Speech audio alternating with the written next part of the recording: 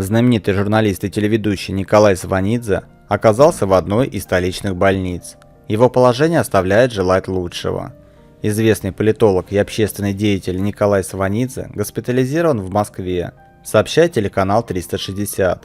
По неподтвержденной информации, к медикам 60-летний Николай Карлович обратился из-за кашля с кровью.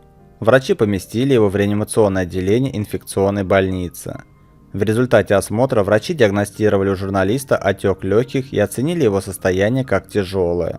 В настоящий момент сообщается, что отек уже начал спадать, однако Сванидзе подключили к аппарату ИВЛ. Уточняется, что помощница общественного деятеля Оксана Ерофеева информацию об использовании ИВЛ опровергла, но никаких уточнений не дала. Сам Николай Карлович сегодня на звонки не отвечает. Сообщается также, что анализы на коронавирус и грипп ведущий сдал, но их результаты пока неизвестны.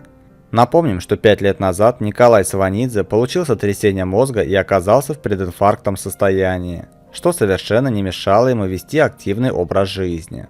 В свободное от работы время журналист любил заниматься спортом, увлекался футболом, много плавал.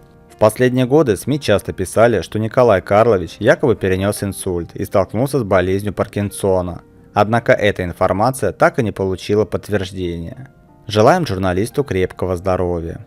На этом все. Подписывайтесь на наш канал, нажимайте на колокольчик, ставьте лайки, оставляйте свои комментарии. Всем пока!